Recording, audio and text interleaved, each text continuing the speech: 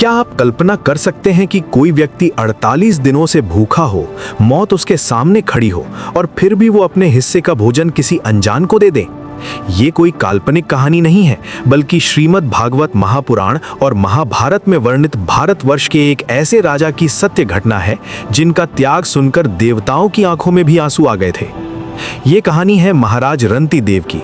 रंती देव एक ऐसे राजा थे जो अपनी प्रजा के दुख को अपना दुख समझते थे। एक बार उनके राज्य में भीषण अकाल पड़ा। प्रजा दाने दाने को मोहताज हो गई। राजा से ये देखा नहीं गया और उन्होंने अपना सारा खजाना, सारा अन्न दान कर दिया और स्वयं अपने परिवार के साथ निर्धन की तरह रहने लगे। त्याग की परीक्षा अभी शेष थी। हालात ऐसे हो गए कि राजा रंतीदेव और उनके परिवार को लगातार 48 दिनों तक न भोजन मिला न जल। 49वें दिन सुबह कहीं से उन्हें थोड़ा सा घी, खीर और जल प्राप्त हुआ। भूख और प्यास से राजा का शरीर कांप रहा था। जैसे ही वे भोजन करने बैठे, तभी द्वार पर एक ब्राह्मण आया और बोला, राजन, मैं बहुत भूखा हूँ। राजा ने उस ब्राह्मण में ईश्वर को देखा और बिना एक पल सोचे अपने हिस्से का भोजन उसे दे दिया। ब्राह्मण भोजन करके चला गया।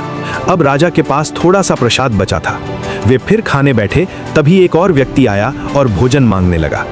राजा ने प्रभु का स्मरण किया और वो बचा हुआ भोजन उसे खिला दिया। अब राजा के पास भोजन का एक दाना नहीं था, केवल एक पात्र में जल बचा था। 48 दिनों की प्यास से उनका कंठ सूखा जा रहा था। प्राण निकलने ही वाले थे। वे जल पीने के लिए पात्र होठों तक लाए ही थे कि तभी वहां कुत्तों के साथ एक चांडाल आया।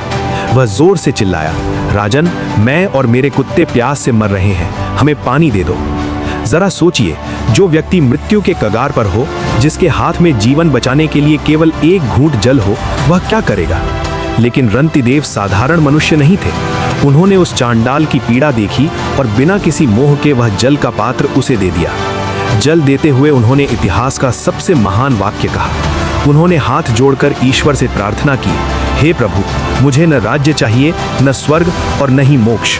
मेरी बस यही कामना है कि मैं सभी प्राणियों के कष्ट अपने भीतर ले लूं ताकि उनका दुख दूर हो सके। जैसे ही रंतीदेव ने वह जल उस प्यासे को दिया, वहां साक्षात ब्रह्मा, विष्णु और महेश प्रकट हो गए। वे राजा की परीक्षा ले रहे थे। देवताओं ने कहा, राजन, तुम्हारे जैसा त्यागी तीनों लोकों में नहीं है। दोस्तों, महाराज रंतीदेव का जीवन हमें सिखाता है कि बड़ा वो नहीं जो अपनी शक्ति दिखाए, महान वो है जो दूसरे का दर्द अपना सके।